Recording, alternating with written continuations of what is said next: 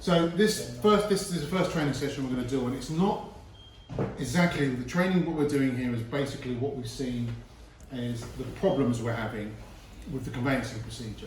Okay, so it's not necessarily going to be about, oh, this is a title, this is that, this is what this means, this is what you've got to look out for. It's not going to be that. It's going to be more the pitfalls we're seeing and the basic things, the basic checklists that you need to be looking at. Okay, and even if you're experienced, I do think it's a good idea for you to look at this and check it through. It doesn't matter if you're an experienced lawyer, because we do forget these things, and I often say, and I've often told you guys, you'll not make a mistake on a complicated area of law. You will likely make a mistake on simply not checking something, or very, very simple thing where you haven't got to be a lawyer. Okay? So my number one point for conveyancing is going to be use a checklist. That's my number one point, I've got to say. If you haven't got a checklist, we're happy to supply one to you. I know Peter's got one. Whether it's going to be the workflows in Osprey, if we're going to use a case management system, whether it's going to be a simple another checklist where we're going to literally want to get a pen out and just tick things, whatever it is, my number one point is use a checklist. Okay? Because there is a lot to remember, and you won't remember everything. Plus, I think it's also good to know that if you're away from the office for whatever reason, and you're not here, checklist is a good way for your colleagues to be able to see what you're doing. So that's our number one thing, use a checklist. Okay? All right?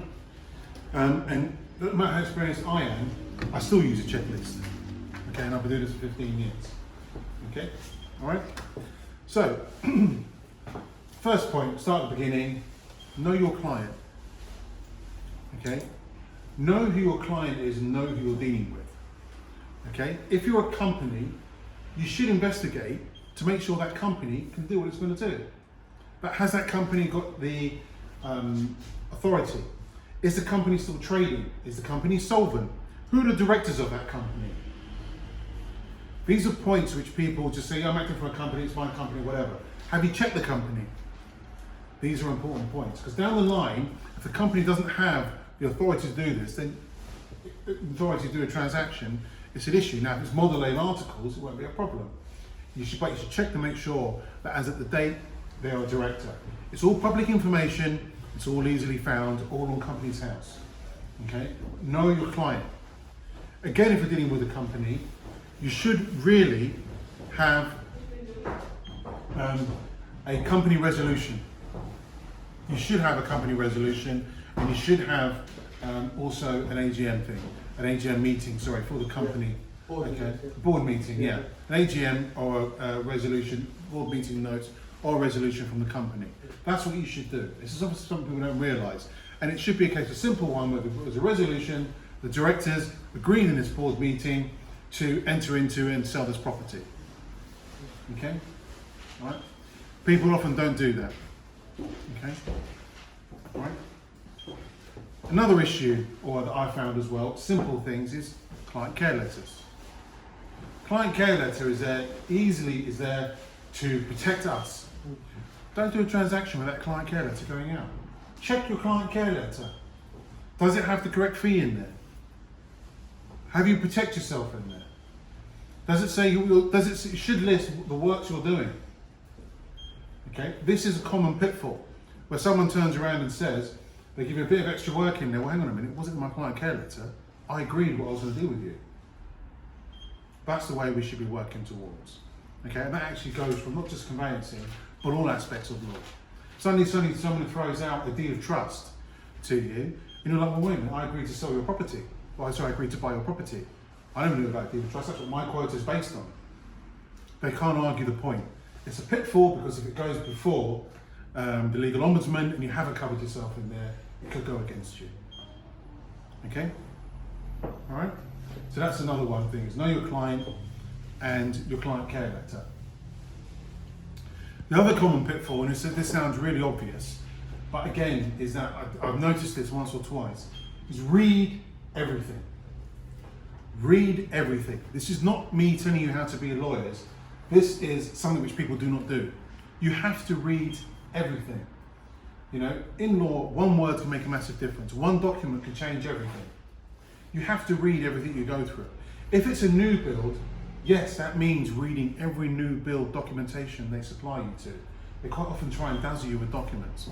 No, read everything, have a look at it all, check all of it, you know?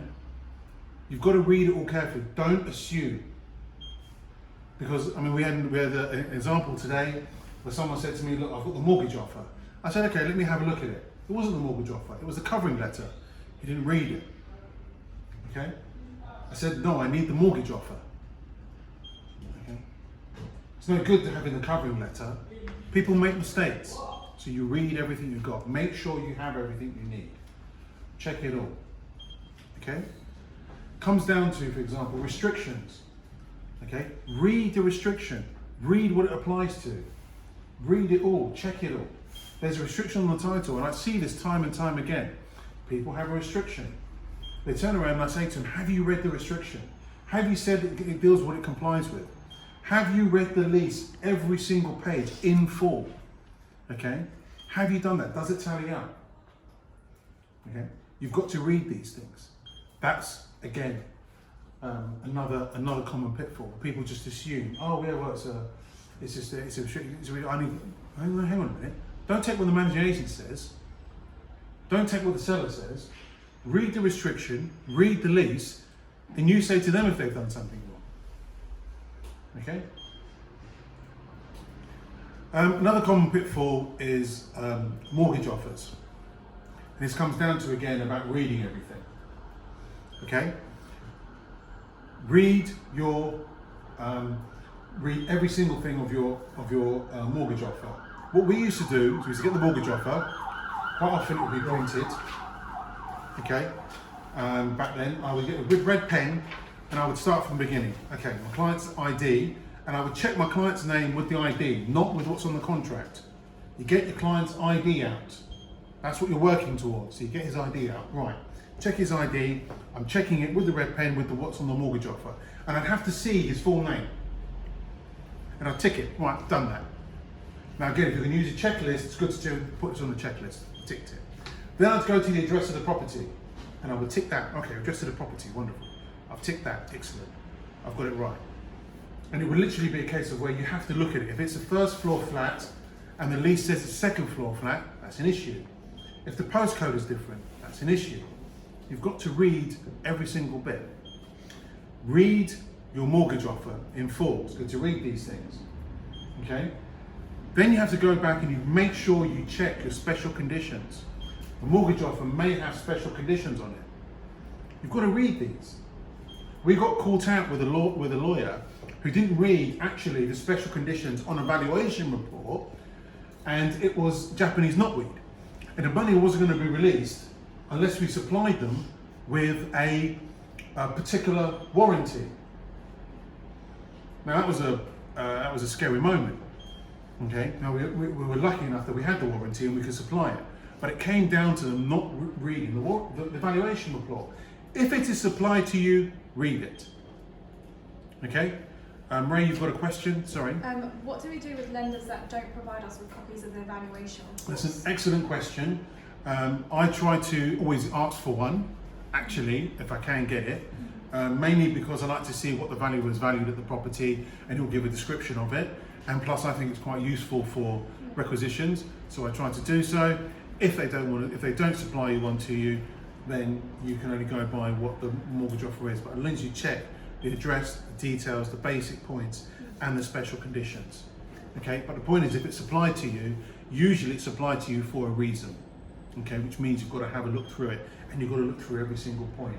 Okay, those special conditions quite often have something in there, which may be a case of where your client has to do this, your client has to do that. And as we all know, we are blamed for everything, even if it is not our fault. It doesn't matter, we are the lawyers. That is the way it's looked at, okay? So the idea is read everything. And as Peter always says, the best thing to do is protect yourselves, okay? You read it through, you've checked it, you go back to the client, you let them know, you always protect yourselves. 100% always protect yourselves, okay?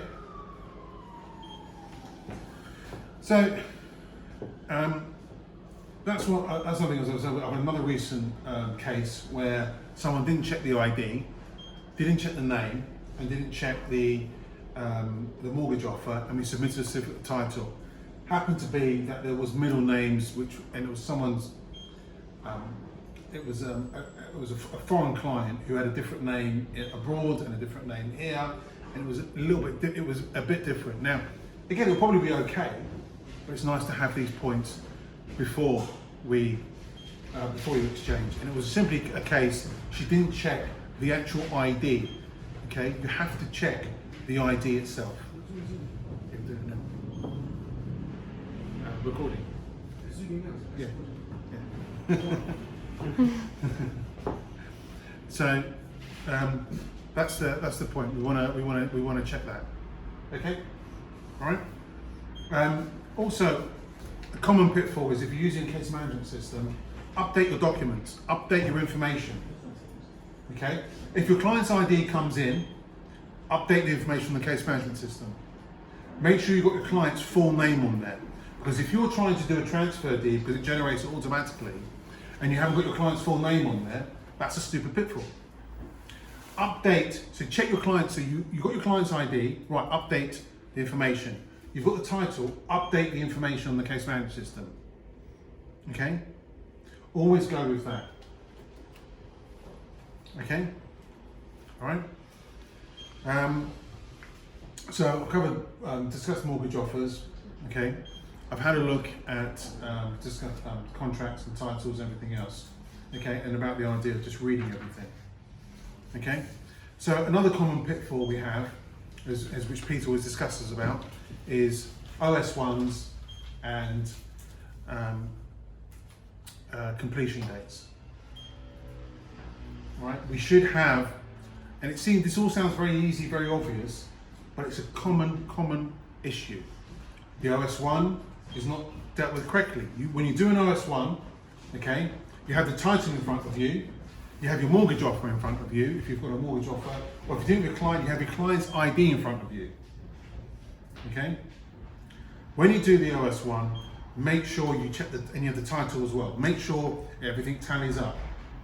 You have a look at it, you double check. Don't assume, oh, I checked it through. No, always take things again, double check in front of you, in through, that's it. Make sure you make a note when the expiry date is. Very important. Do it before we exchange, that's what we say. You know, do it before we exchange.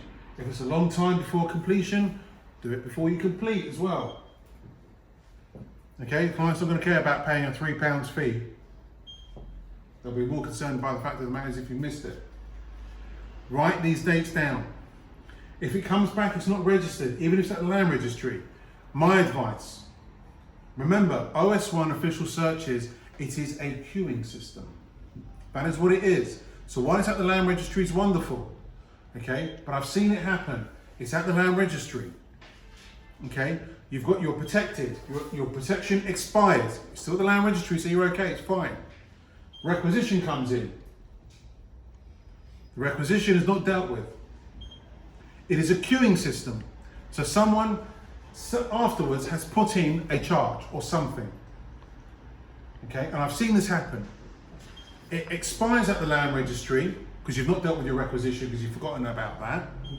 And next thing you know, okay, it turns up, you expires, they get the application in, and you're behind in the queue. Now that has actually happened. Okay, £3 is not going to be an issue.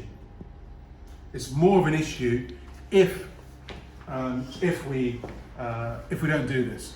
Okay, and if somebody else is registered in there. So protect yourself. It's at the land registry. Wonderful. Your expiry is running out. Renew it. Deal with your requisitions. Okay. All right. Okay. All right. Excellent.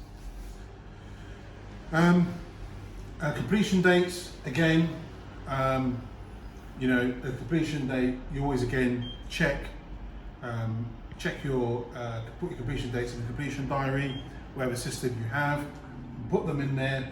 Think to the fact of the matter is, when I'm completing here, I may not be around. Who's going to do the completion? Again, this goes back to you've got a checklist, it's wonderful. Okay? This is why we want the completion date and the completion diary in there. Okay, has anyone got any questions? No? Has anyone got anything they're particularly concerned about? No? You know when you said you had a client where the names were different abroad and different here? How do you deal with that, sir? Well, How would you deal with that? how would I deal with that? First of all, I would turn around and raise it. You have to report it to your lender, and you go by what's on the passport. Problem is there are two passports, and the mortgage offer was amalgamation of both names. So that was the case because the person didn't read it, didn't check the mortgage offer. Okay, so what you would do is you'd raise it with your mortgage lender, which your mortgage lender will do a check on that person. So that's what you've got to do.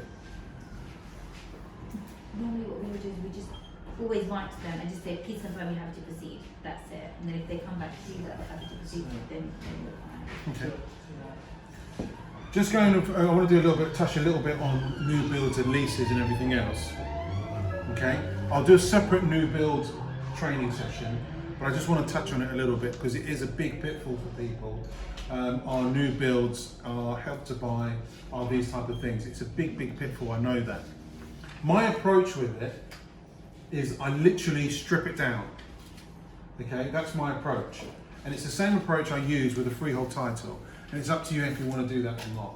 But my approach to it is I strip it down. When I mean strip it down, I go very back to the basics, which is if they supply me with dazzle of documentation, I go, wonderful, excellent. First of all, I get my contract. I want my contract right in front of me, and I want my title. So I check to make sure that my contract reflects my title. If it's a transfer of part, or if it's a lease, you've got to make sure the freehold title's in there. And I just transfer it, strip it back to make sure, right. Before I read through the contract, you may want to read through the contract and you may want to read every clause. But then I check the contract and I check the title. And I literally turn around and say, right, they can do what they're saying they can do. They can grant me a lease from their title. He can do that.